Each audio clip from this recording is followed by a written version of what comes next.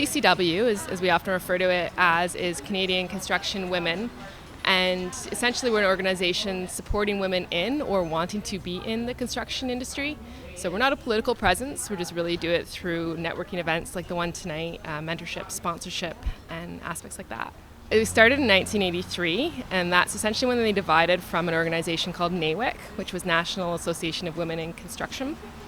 And that had more of a political presence and a political voice. So we stepped away from that into the more of the supportive role that we are now. So obviously we started small, came from big origins, started small, and have really been growing up through the years. This is our biggest summer social. We have 100 people coming, and last year we were at 63. So that kind of shows you what we're filling in the industry.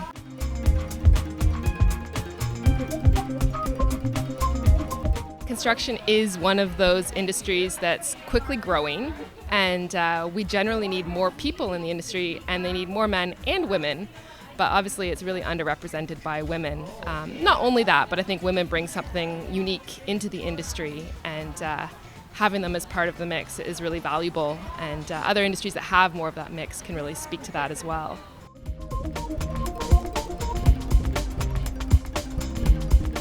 We hold 10 events per year, so it's basically an event every month except for December and August we take off. And we generally get between 40 to 100 people at these events, and a lot of them are construction tours, so we get really great tours. And so for example, an event that we're holding in 2 months is going to be a construction tour of the New West building, and we're going to have it led by the various consultant teams, and we're actually going to focus it as specific topic-based tour.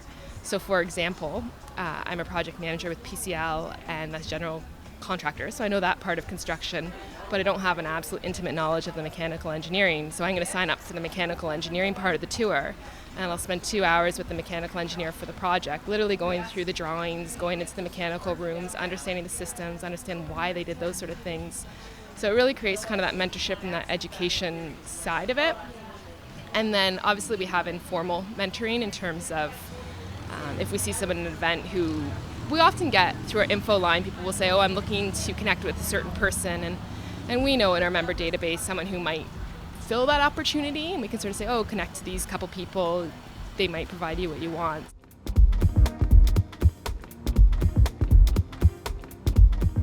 You think construction, you think project field, and you forget all the miscellaneous sides of it. I mean, construction goes as far as construction law. You've got architects, you've got your general contractors, you've got your trades, you've got your engineers. So, I mean, I think, yes, you're seeing more women in engineering. Engineering and science is becoming more acceptable for women, I think, in general. And I think that's probably increased. Even in the general contractors, probably. I think architecture, there was a shift several years ago. So I think it really depends on which part of the industry. I think that's what's really interesting about this organization is that, you know, it goes from urban developments to architects to all these different aspects.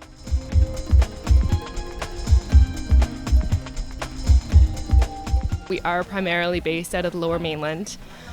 We are really open to having sort of networks across Canada, I assume because we see this need for this organization in BC, and we've had really great response from it. We do need to develop that sort of across the country. There's a couple similar organizations, but there's nothing really absolutely unified. You know, we can cross people across organizations. So, you know, I think what a lot of people in more remote areas or across the country would look for as women in industry is where is that community and can we access it? And I know currently we're trying to address that through our social media platforms. We've got a new website coming out, and to try and just kind of reach out to those people, and even if we can't actually support them through the events, because they are typically within about an hour of the Lower Mainland, at least we can still hear them as a voice in the industry and include them as much as possible. And the hope is that we'll start to get a lot of other pop-up sort of CCW-like organizations that also see the need and collect even more informally a group of women together. They could do it under our website if they wanted the free service, and really feel that need. That's what we're there for. It's we're not-for-profit. We don't make money on this. We just really try and be there for people in the industry. We have a website, www.constructionwomen.org.